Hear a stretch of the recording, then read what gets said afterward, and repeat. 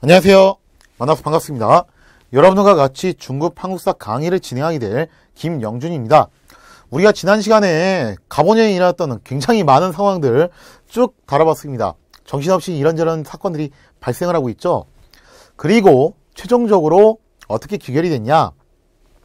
그동안 전국을 주도해왔던 흥선대원군도 세상을 떠나고 중전민씨도 세상을 떠나고 이제 누가 남았습니까? 바로 고종이 남았습니다. 과연 고종은 어떠한 정치 스타일을 우리에게 보여줄까요? 오늘은 그 고종이 주인공이 돼서 이야기를 진행시켜 볼까 합니다.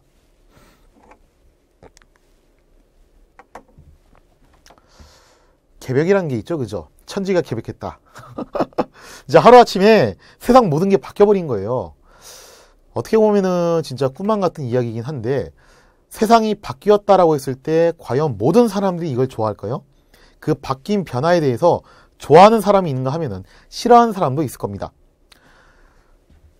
조선 말기에 이런 개벽이 한번 일어났습니다. 어떤 개벽이 일어났냐? 갑오개혁을 통해서, 우리가 지난 시간에 배웠던 갑오개혁을 통해서 공식적으로 신분제도는 철폐됐어요. 근데 사실 생각해보세요. 이 신분제도라는 게 뭐 조선시대에만 있었던 것도 아니고 우리가 그 사회 파트에서 계속 배웠잖아요. 고대부터 계속 있었던 제도가 바로 신분제도입니다. 근데 그걸 어느 날 법적으로 없앴다고 해서 진짜 짠하고 사라졌을까? 라고 하면요, 그러진 않았을 거예요.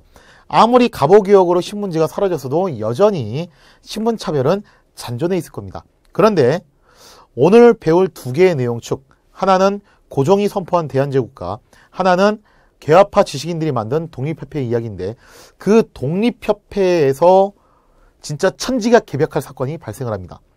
천민 중에서도 최고의 천민, 어떻게 보면 노비보다도 더 대우를 못 받았던 백정이 많은 대중들 앞에 올라가서 연설을 하는 그런 엄청나게 쇼킹한 사건이 발생을 해요. 이 연설을 보고서 사람들은 과연 어떤 반응을 했을까요? 어떤 사람들은 와, 정말로 세상이 바뀌었구나, 나도 이제 어깨 딱 펴고 당당히 살 수 있는 세상이 되었구나 라고 생각하는 사람이 있는가 하면, 어떤 사람은 아우, 이게 뭐야, 저런 말세야 말세, 어쩌다 세상이 이렇게 됐지, 이런 사람도 분명히 있을 거라는 거예요. 자, 오늘 이 시간에는요, 고종을 주인공으로 해서 일어나는 여러 가지 사건들과 더불어서 천지가 개벽을 했던 바로 요 사건, 독립협회의 만민공동회, 관민공동회, 그 사건에 대해서 같이 다뤄보는 시간을 갖도록 하겠습니다. 자, 지난 시간에 을미사변을 통해서 중전민씨가 굉장히 비극적으로 최후를 맞이했어요. 그리고 단발령을 선포했을 때 여기에 대한 강력한 반발로 의병들이 봉기를 합니다. 이 을미의 의병에 대해서는 나중에 한 번 더 자세하게 설명을 할게요. 자, 이런 어수선한 상황 속에서 고종이 진짜 아주 과감한 선택을 해요. 그동안 고종의 존재감이 별로 없었어요. 아니, 무슨 뭐 여태까지 조선시대 역사 얘기하면서 왕을 중심으로 얘기를 했는데 이상하게 여기는 왕을 중심으로 얘기를 안 해, 자꾸. 흥선대원군이 어쩌고 저쩌고, 중전민씨가 어쩌고 저쩌고. 아니, 뭐 흥선대원군이 왕이야? 중전민씨가 왕이야? 그죠? 고종을 제껴놓고 자꾸 그 사람들이 나오는데, 이제 고종이 전면에 나섭니다. 고종이 여기서 엄청난 승부수를 띄어요. 가만 생각해보니까 너무 불안한 거예요. 한번 생각해보세요. 좀 끔찍한 비유긴 하지만, 여러분들은 안방에서, 여러분들이 보는 앞에서 여러분들 가족이 강도에게 살해를 당했다고 생각해 보십시오. 그 집에 있고 싶겠어요? 불안해서 있을 수가 없겠죠? 그 정도 마찬가지예요. 그래서 집을 떠나기로 결정을 합니다. 도망을 치기로 결정을 했는데, 어디로 도망을 치려고 했냐면은 바로 러시아 공사관이에요. 이거 굉장히 획기적인 사건입니다. 당시에 엄청나게 많은 사람들한테 충격을 주었던 사건, 러시아 공사관으로 왕이 도망을 칩니다. 러시아 공사관은 서울에 있지 러시아에 있는 게 아니에요. 자, 러시아 공사관으로 일국의 왕이 피신을 해가지고 신변 보호를 요청하는 그런 일이 벌어졌다. 이게 왜 쇼킹한 사건이냐면은, 일본 입장으로서는요, 아, 진짜 약이 오르는 거예요.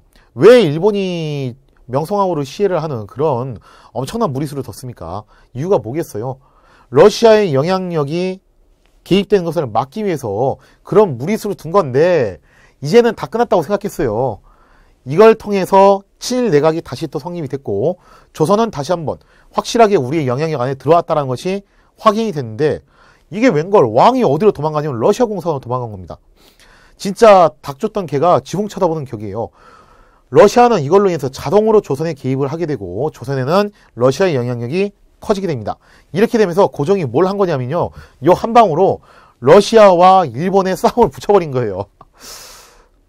물론 이 정치적으로 봤을 때 대단한 승부수긴 했어요. 다만 체면은 많이 손상됐습니다. 자존심은 좀 많이 상했을 거예요.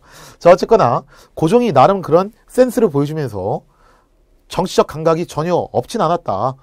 그런 것을 우리가 알 수 있겠죠. 자, 나중에 이제 아간파천 이후에, 이 사건을 아간파천이라고 하는데, 아간파천 이후에 어떤 정치적 변화를 하게 되냐? 일단 김홍집을 처단을 합니다.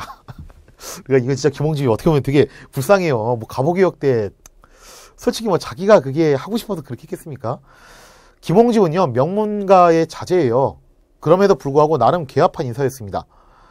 개혁적인 마인드를 가졌던 사람이에요. 그래서 자기는 나름대로 열심히 해보려고 개혁을 주도했던 건데 이게 또 잘 안 돼. 그냥 국제정세가 자꾸 이렇게 바뀌었다 저렇게 바뀌었다. 그래서 1차부터 4차까지 김홍집이 다 이끌었지만 막상 진짜 자기가 원하는 대로 했던 거는 몇 개 없다는 거예요. 그러면서 욕이란 욕은 혼자 다 먹습니다. 특히 결정타가 뭐였냐면 을미기역이었어요. 단발령. 그 단발령 때문에 김홍집은 만인의 적이 되어버렸어요. 그리고 고종은요, 희생양이 필요했습니다. 누군가를 희생시켜야지만이 이 불만을 잠재울 수 있다. 그 불만의 화살을 어디다 돌리게 만드냐면은 김홍집에게 돌리게 만드는 겁니다. 그리고 김홍집을 역적으로 규정해서 결국 처단을 해버립니다. 이때 참 김홍집의 최후가 되게 눈여겨볼 만해요.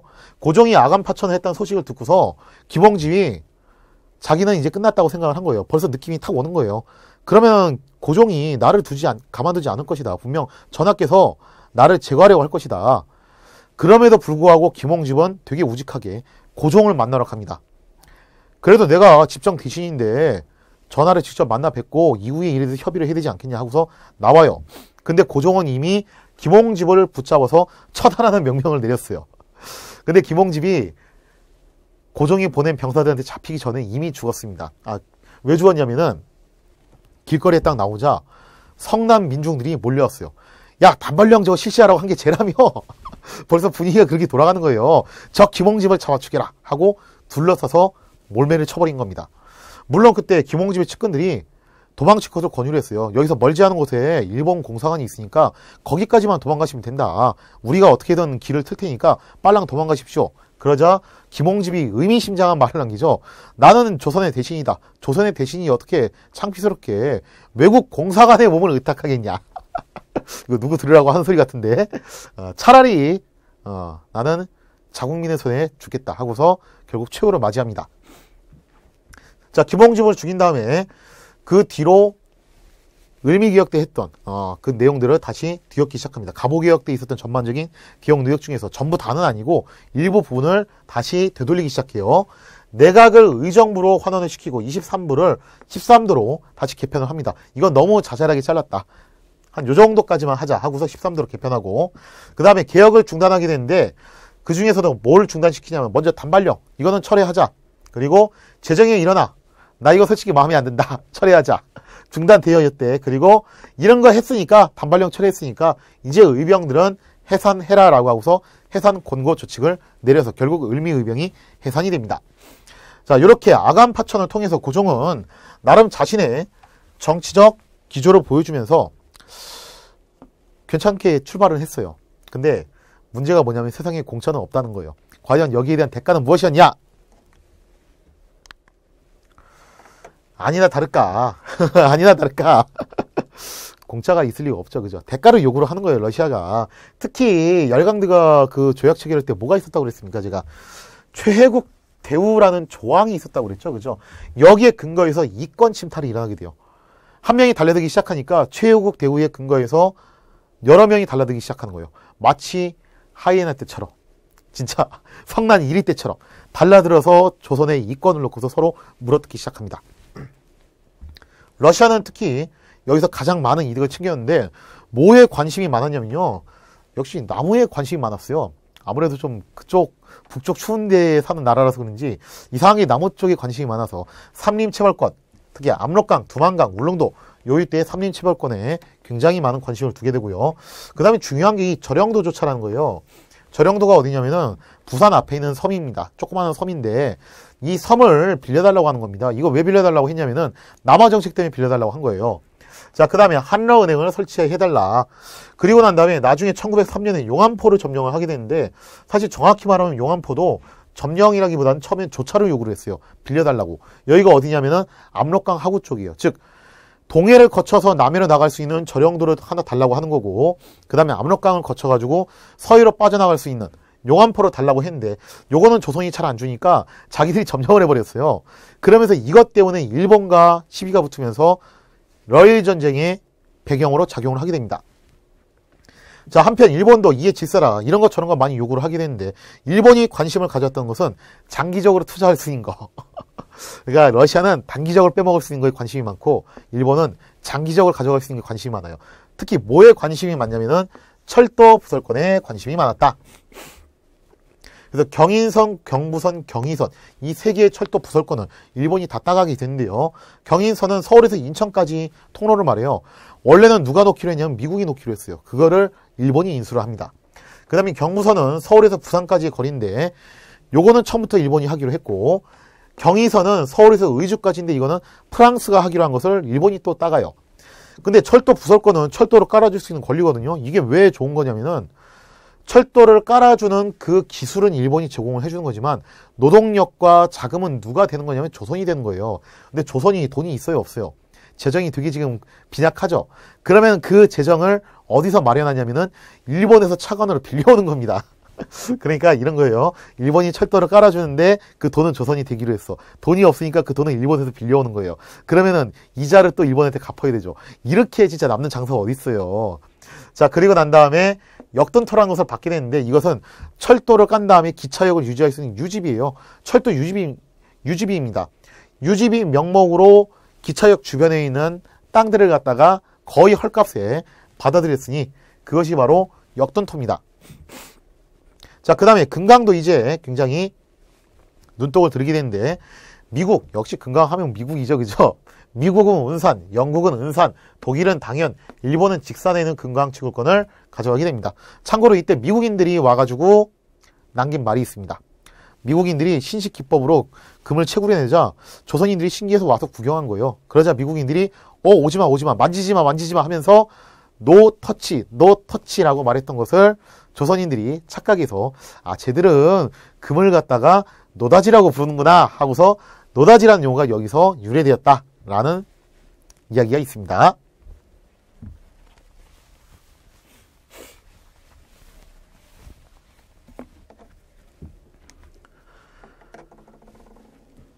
아간파천 이후에 서구 열강 세력들이 이렇게 경제적 침탈을 가하면서 나라가 또 위기에 빠지자 이를 걱정하는 모습으로 바라본 사람들이 있었습니다.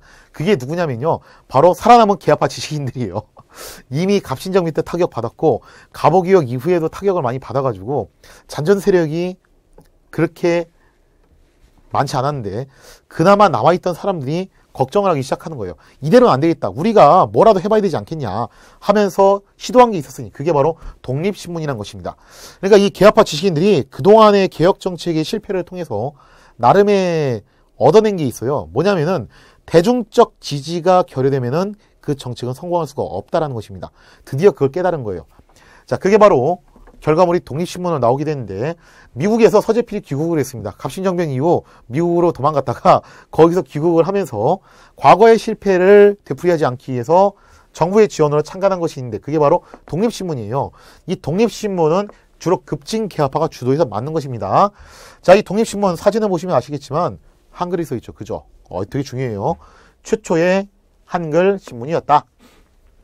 목적은 뭐였냐면은 바로 대중계몽입니다. 우리가 아무리 좋은 정책을 떠들어내고 개혁을 주장해봤자 민중들이 관심이 없으면 이거는 소용이 없다. 즉 대중을 계몽하고 시대에 맞춰가지고 자간개혁, 자주독립, 자유민권을 추구하는 그런 지식을 전수하는 용도로 독립신문이라는 것을 창간을 하게 됩니다. 그리고 이 독립신문을 모체로 해가지고 만들어진 단체가 있으니 그것이 바로 독립협회라는 단체예요.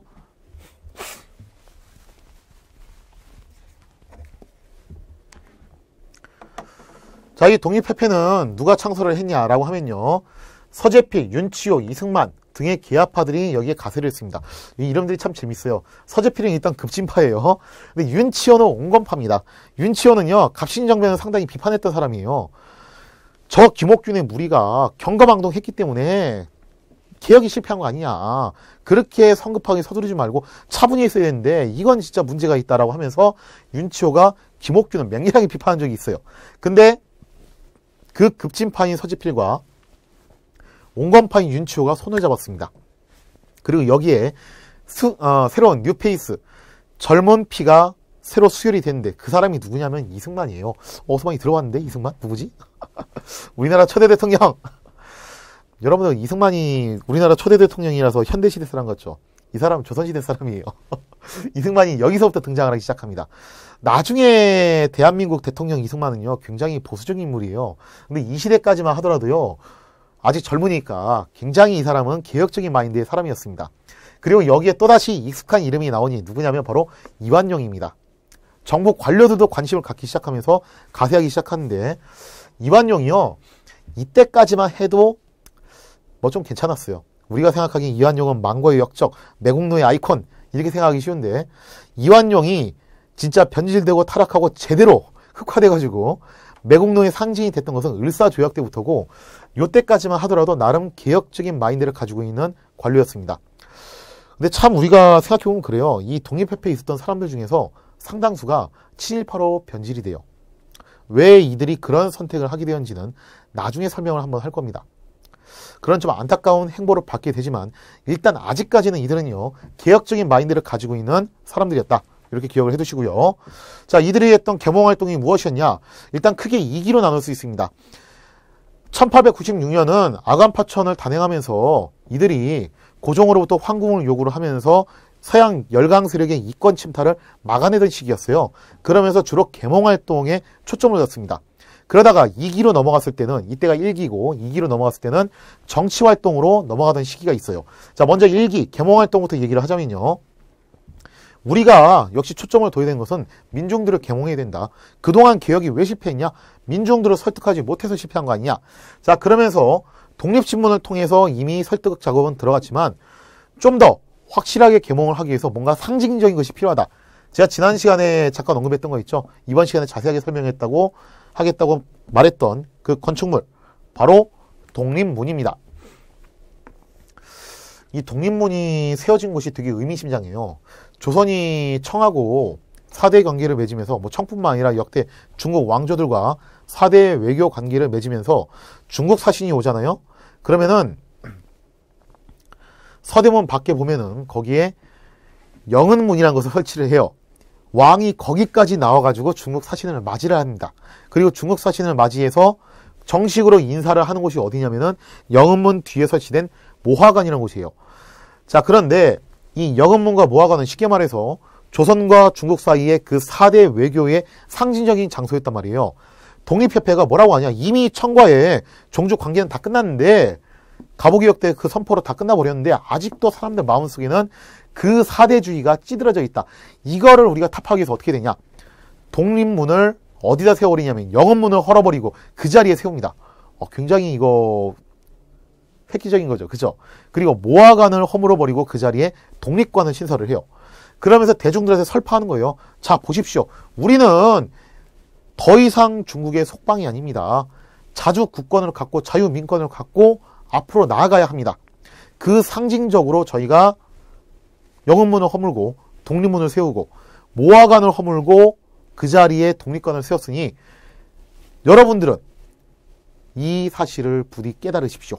자, 그리고서 만민공동회를 종로에서 개최를 해서 이런 것들을 연설하기 시작하는 거예요. 우리는 이렇게 바뀌고 이렇게 바뀌고 이렇게 바뀌어야 됩니다. 이렇게 나오는 거죠. 그죠? 자, 그럼 구체적으로 어떻게 바뀌어야 되냐고 했을 때 먼저 자주 국권운동이에요. 우리의 이권을 서양 열강들이 침탈하게 가만히 놔둬서는 안 된다 라고 하면서 무려 러시아의 저령도조차를 저지합니다. 물론 이거는 고종이 좀 지원해준 것도 없지 않아 있어요. 고종이 이런 식으로 이제 서로 말을 맞추는 거예요. 독립협회가 주도를 해서 러시아 물러가라 물러가라 저령들을 가져가다니 웬 말이냐 웬 말이냐 이렇게 으쌰으쌰 하니까 고종이 이걸 가지고서 러시아에게 이렇게 얘기를 하는 거죠. 나는 이거 빌려주고 싶었는데 사람들이 저렇게 항의를 하고 시위를 하니 미안하지만 좀 어쩔 수가 없는 것 같네. 이건 좀 빼주면 안 될까? 이런 식으로 나오는 겁니다. 그런 원리로 한러은행도 폐쇄를 시킵니다. 그리고 러시아 고문도 철수를 시켜요. 그리고 프랑스와 독일의 광산 채굴 요구권도 저지를 시킵니다. 이거 엄청나지 않아요?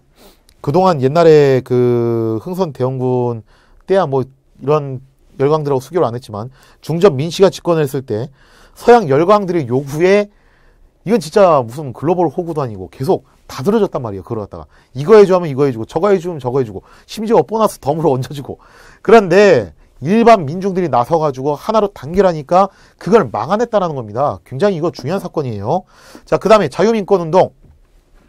신체, 언론, 출판, 집회, 결사의 자유를 요구를 하고요. 결국 국민의 참정권 운동으로도 연결이 되고 있습니다. 더 이상 국민들을, 우리 힘없는 백성들이 가만히 있으면 안 된다. 힘이 없다고 가만히 있으면 안 되고 우리가 하나가 돼서 어떻게 하자. 정치에 참여를 하자. 그래서 우리나라를 부강하게 만듭시다. 이렇게 나오는 거죠. 그 다음에 자강개혁운동. 정치적인 제도도 바꿔가지고 우리 스스로 강해져야 되는데 그 대표적인 것이 무엇이냐? 바로 중추원입니다. 중추원이라는 것이 원래 있었던 기구인데 이거를 뭘로 변환시키자고 하는 거냐면은 근대식 의회로 개편하자고 하는 거예요. 서양 세력들을 보니까 다 쟤들은 의회라는 게 있어서 의회에서 정치를 하더라. 우리도 결국 그렇게 해야 되는 거 아니냐. 자, 그런데 이걸 놓고 보면 궁극적으로 독립협회는 무엇을 추구하게 될까요? 사실 뭐 서재필이 그랬잖아. 그죠? 갑신정변 때. 궁극적으로는 아무래도 입헌군주제를 추구하게 될 거예요. 그리고 입헌군주제를 독립협회에서 주장을 할 때 과연 고종이 이거를 받아들일 것인가, 받아들이지 않을 것인가. 여기서 또 역사가 갈리게 되겠죠.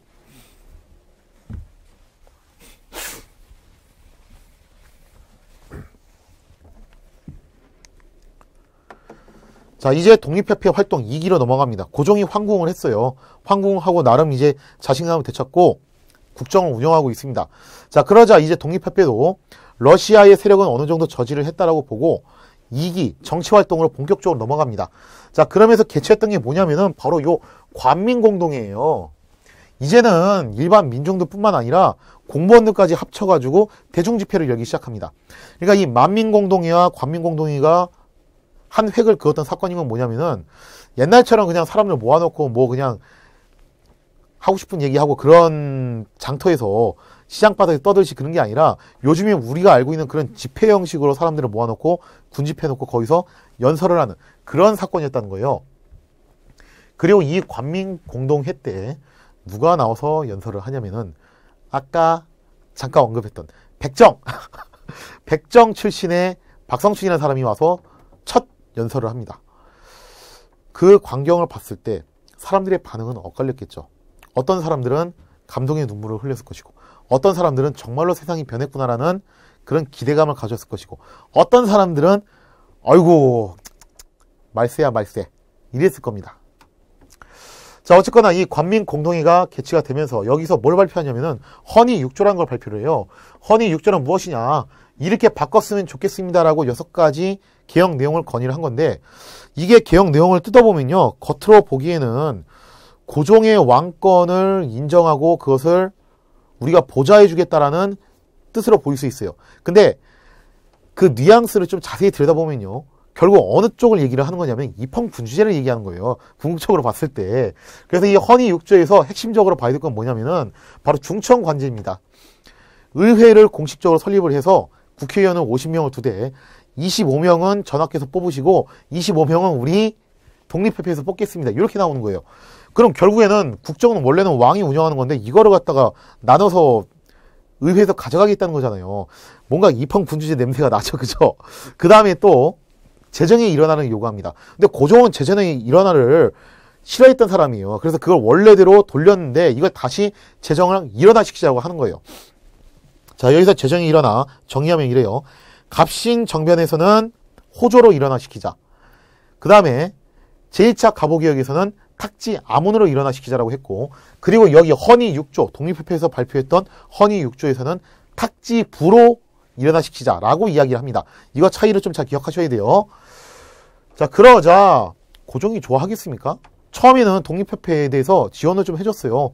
그래, 뭐 이런 것도 필요하지. 그리고 얘들 덕에 러시아의 지나친 간섭을 막을 수 있으니까 나로서는 이건 진짜 땡큐지. 근데 시간이 딱 지나서 보니까 얘들이 점점 그 바라는 요구 수위가 높아지는 거예요. 그러면서 안 되겠다, 독립협회는 위험한 단체다라고 생각하기 시작합니다. 자, 그래서 고종과 특히 보수파가 독립협회를 공격하기 시작하는데 그 신호탄이 뭐였냐면 바로 요겁니다. 공화정 수립 음모론이 대두되기 시작해요. 음모론은 시작해요. 정확한 근거는 없어요. 근거는 없고 당시 박정향이 독립협회에 참여해서 활동을 하고 있었거든요. 그래서 나름 박정향 내각이라는 것도 구축을 했단 말이에요. 이것 봐라. 저 박정향이 감히 뭐라고 있다. 여기서 지금 반역을 획책하고 있다. 지금 저 독립협회라는 단체는 박정향을 대통령으로 임명시키고 고종을 강제로 끌어내리는 역모를 꾸미고 있는 역적 집단이다라고 음모론이 대두되기 시작해요. 물론 사실관계를 확인하고 자시고 그럴 필요가 없습니다. 고종 입장에서는. 중요한 건 사실이냐 아니냐가 중요한 게 아니라 이런 얘기가 떠들고 있다 안 떠들고 있다 이게 중요한 거예요. 이런 얘기들이 떠들고 있자 고종은 기다렸다는 듯이 독립협회를 체포하기로 결정을 합니다. 자, 결국 독립협회 해산 이런 명령을 내리게 되고요. 간부를 체포할 것을 명령을 내리는데 뭐 도망갈 사람은 도망가고 잡힐 사람은 잡히고 그래요. 특히 시전 상인들의 경우에는 이 독립협회를 도와주기 위해서 뭐 철시투쟁도 벌이고 했었지만 결과적으로 항상 이때 정부가 사용하는 게 있어요. 어용단체 있죠. 보부상단체, 그죠? 계속 나오는 뭐 해상공국이니 상리국이니 하는 그런 보부상 단체들을 동원해서 어용단체를 하나 만듭니다. 그게 바로 황국협회예요. 이 황국협회를 동원해서 독립협회를 탄압해서 강제 해산을 시켜버립니다. 그러니까 쉽게 말하면 요즘으로 치면 용역깡패랑 똑같습니다. 그냥 정부한테 돈 받고서 딱 고용해가지고 옛날에 보면 그 정식깡패들 있거든요. 그죠? 그런 형태와 유사한 개념인데 가서 그냥 막 돌 집어 던지고 막 몽둥이 휘두르고 그러면서 직기 때려오시고 그런 식으로 탄압을 가해서 결국 독립협회를 강제 해산시키고 이런 것도 하지마 하고서 1899년에 독립침원을 폐간을 시켜버립니다. 자, 이렇게 해서 결국 어떻게 보면 우리나라 입장에서 마지막 기회였어요. 지식인과 대중들이 힘을 합쳐서 한때나마 왕의 지원을 받아가면서 근대 국가를 위해서 개혁을 시도했으나 결국 왕과 독립협회 사이가 틀어지게 되면서 이 개혁은 실패로 돌아가게 됩니다. 독립협회의 의의를 놓고 보시면요. 일단 민중개몽 활동이었다. 그리고 국권수호와 민권신장에 기여를 했다는 점에서 분명히 의의가 있습니다. 특히 지식인들이 대중과 소통을 하려고 했고 대중들이 적극적으로 지식인들의 개혁 요구에 부합해서 나서기 시작했다는 점은요. 분명히 의미가 있어요. 그런데 한계점이 무엇이냐. 일단 러시아를 견제하는 데는 굉장히 적극적이었어요. 그러나 미국과 일본에는 상당히 우호적이었습니다. 왜냐면은 여기에 있었던 사람들 자체가요. 대부분 어떤 성향이냐면은 친일 성향 아니면 친미 성향이 있어요. 특히 서재필. 이 사람은 기본적으로 친미파죠. 박정향도 기본적으로 친미파예요. 그래서 일설에는 이런 음모론도 있었어요. 독립협회는 사실상 누구의 사주로 만들어진 단체다. 미국의 사주로 만들어진 단체다. 그래서 미국이 러시아를 견제할 목적으로 서재필, 박정향 이런 사람들을 통해서 만든 단체가 아니냐라는 음모론도 많이 돌았습니다. 자, 어쨌거나 이런 한계들이 있었는데 뭐 이게 진짜 이 사람들이 뭐 러시아만 나쁘게 생각하고 미국, 일본만 무조건 좋아했냐라고 보기보다는 이런 겁니다. 예전부터 꾸준히 내려왔던 그런 관념이에요. 러시아는 위험한 세력이고 그나마 미국은 좀 덜 위험하다는 거예요. 그리고 일본은 우리가 보고 배워야 될 대상이다. 이런 관념이 좀 작용했기 때문에 이렇게 속성이 나왔던 것이 아닌가 그런 생각도 해볼 수 있겠죠.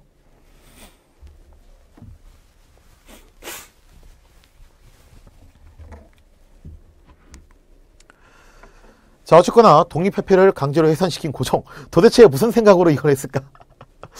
고종도 뭔가 자기 나름대로 독자적인 플랜과 구상이 있었을 거예요. 그게 독립협회하고 코드가 맞았으면 또 좋았을 뻔했는데 안 맞았다 이거예요. 그러면 도대체 고종이 생각했던 플랜, 계획이 무엇이었냐는 겁니다. 고종은요, 역시 왕입니다. 왕은 항상 뭘 좋아하냐면은 왕권 강화를 좋아해요. 그래서 고종이 했던 게 뭐냐면은 광무개혁인데 일단 당시 배경이 이래요. 고종이 아간 파천을 하고 난 다음에 국내에서 특히 독립협회를 중심으로 환궁을 요구하는 국민 여론이 계속 일어났어요. 전하 이제 돌아오십시오. 우리가 지켜드리겠습니다. 이때까지만 해도 독립협회하고 고종이 관계가 좋았어요. 자, 그래서 고종이 결국 경운궁으로 환궁을 합니다. 그리고 국외적으로는 러시아와 일본 간의 세력 균형이 일어나면서 간만에 틈새 시장이 생겼습니다. 조선이 예전보다는 자유롭게 좀 더 움직일 수 있는 틈새 시장이 마련되었다는 거예요. 자, 그러자 고종이 기다렸다는 듯이 1897년에 대한제국을 선포합니다.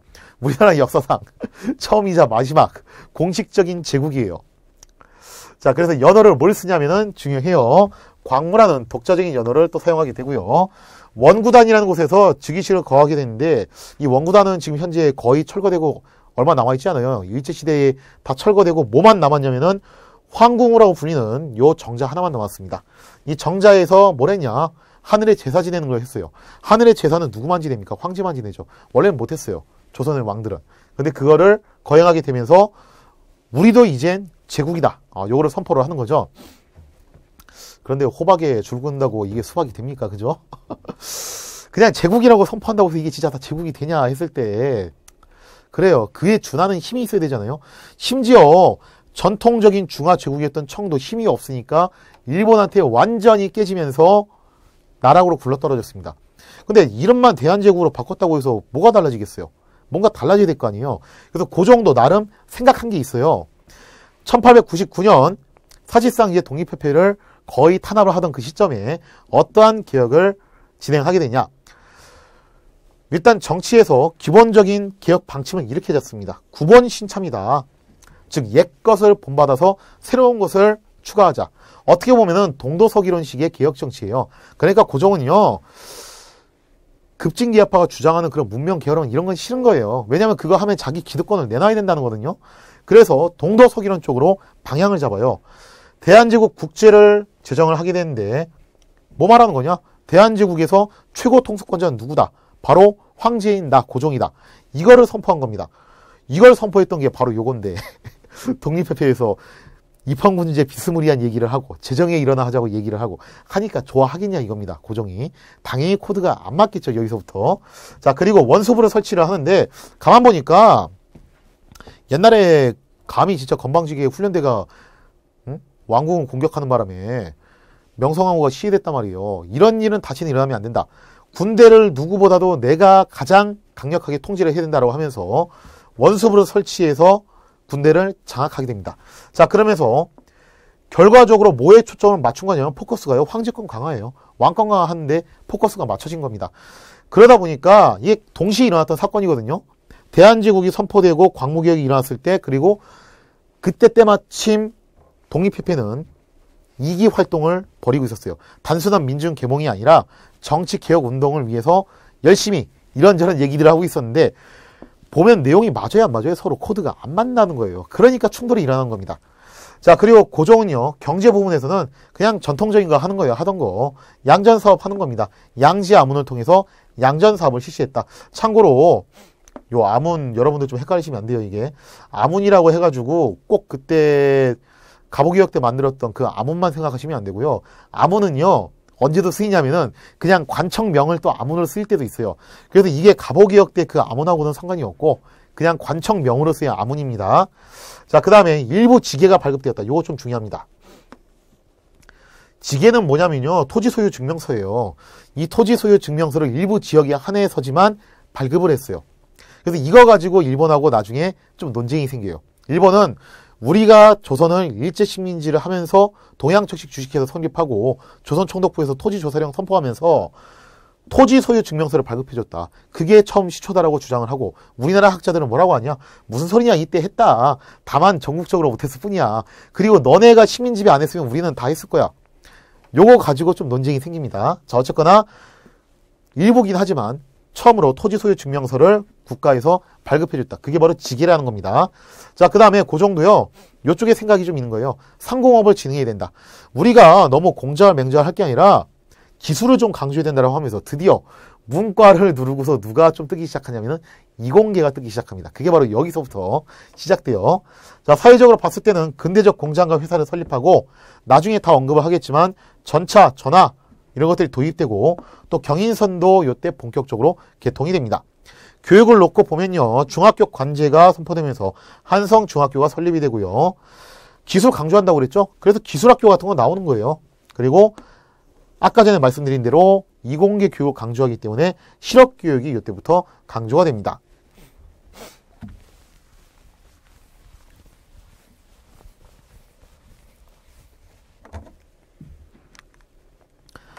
자, 그럼 핵심 정리 들어가도록 하겠습니다.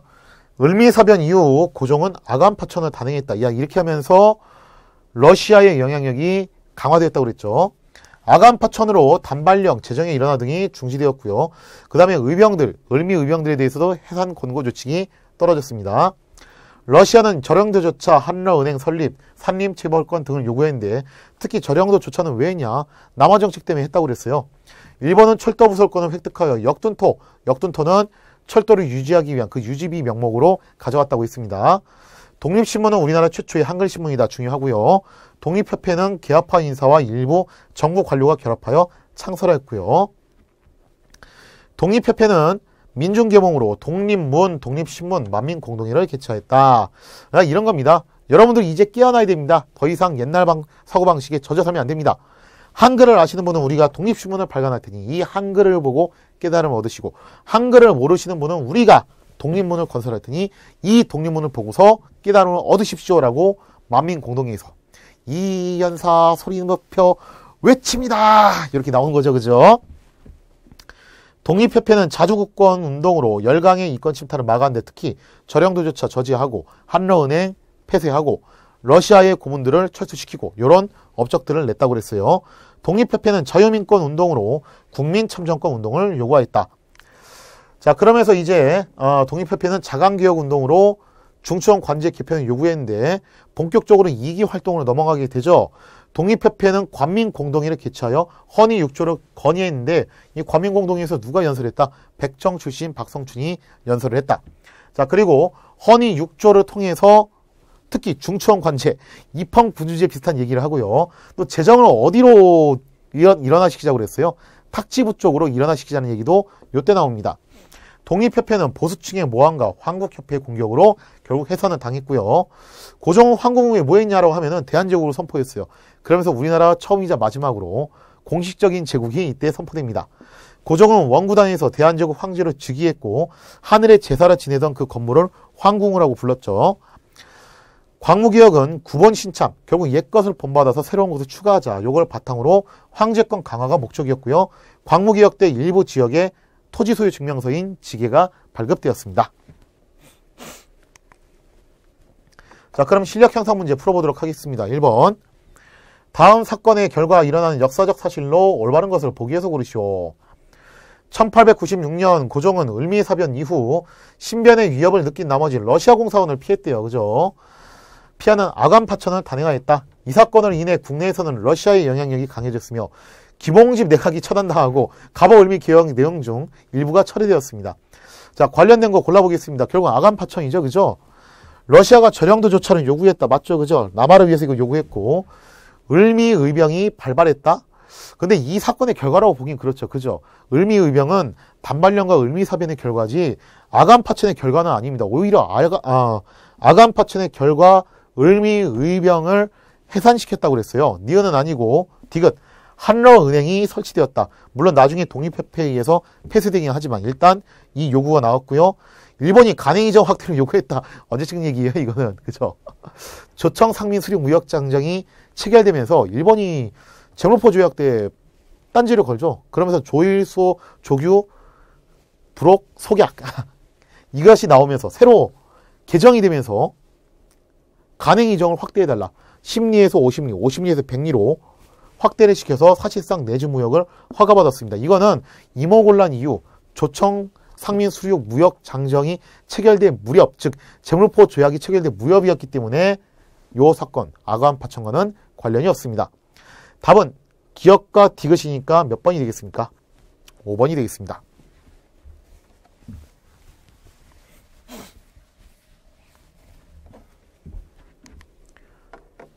2번 문제. 다음 개혁안을 통해 알 수 있는 역사적 사실로 잘못된 것을 고르시오.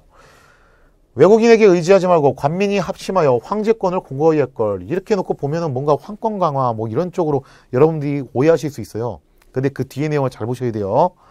외국과의 이권에 관한 계약 조항은 해당 부처 대신과 중추원 의장이 함께 낙인할 것. 뭔가 일본하고 약간 좀 대치되는 내용이죠. 황제권을 공고히 한다고 해놓고서 외국과 관련된 조약은 누구랑 협의해라. 해당 부처 대신은 뭐 그렇다 치겠는데 갑자기 튀어나온 게 뭐냐면 중추원이에요. 중청 의장과 함께 날이 나래요. 이거 뭐야 이게 도대체, 그죠? 재정은 탁지부, 자 여기 나왔습니다. 탁지부에서 전담하여 맡고 예산과 결산은 국민에게 공포할 것, 중대한 범죄는 공판하고 피고의 인권을 존중할 것, 즉 인권 존중 이런 얘기도 나오고, 책임관은 정부의 그 뜻을 물어 과반수가 동의하면 임명할 것, 정해진 규정을 실제로 시행할 것.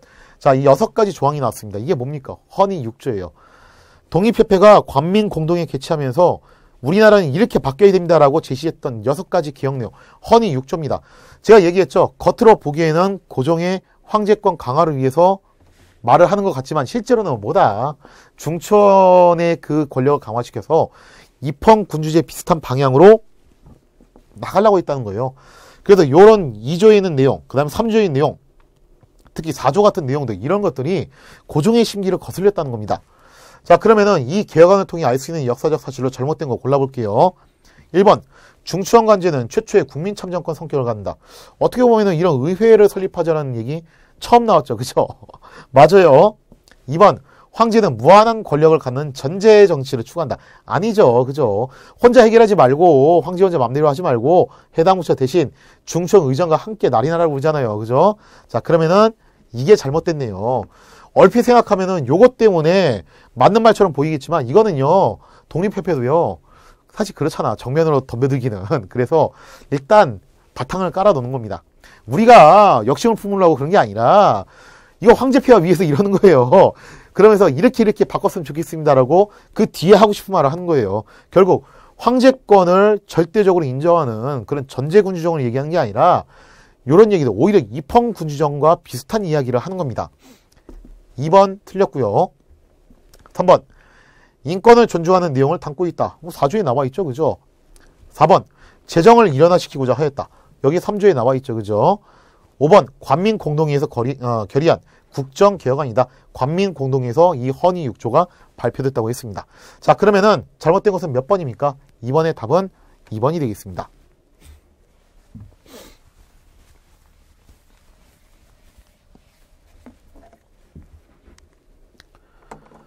(3번) 문제. 다음 내용이 설명하는 건물과 관련된 역사적 사실로 올바른 것을 고르시오. 이 건물은 황제가 하늘에 제사를 지내는 제천단으로 지금은 정자인 황궁우와 석고만 남아 있습니다.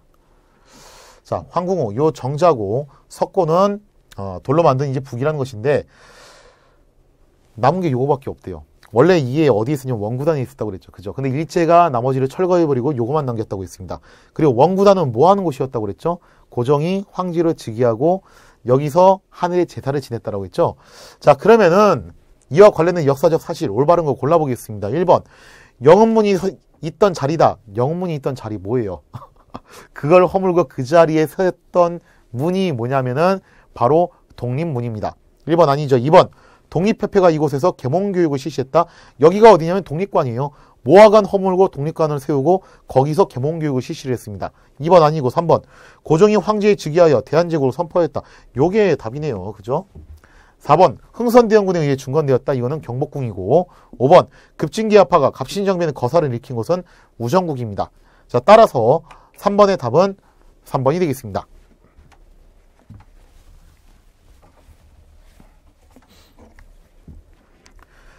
자, 이렇게 해서 독립협회와 대한제국 이 두 가지 축으로 이야기를 진행시켜봤습니다. 사실 뭐 독립협회 이야기, 대한제국 이야기가 동시에 진행되기 때문에 여러분들이 지난 시간하고 마찬가지예요. 동시다발적으로 일어나는 사건들을 잘 정리해서 숙지해둘 필요가 있습니다. 근데 생각해보면은 마지막 기회였어요. 이게 이상 기회가 오지 않습니다. 러시아, 일본이 세력균형을 이루다가 마침내 러일 전쟁이 일어나게 됩니다. 그리고 최후의 승자가 조만간에 나타나게 됩니다. 이제 이 최후의 승자는요, 그 어떠한 방해 세력 없이 혼자서 대한제국을 차지할 준비가 되어 있습니다. 드디어 500년 왕조가 저무는 시간이 오게 됐습니다. 자, 그 이야기는 다음 시간에 다루도록 하겠습니다. 이 시간 강의 마치겠습니다. 감사합니다.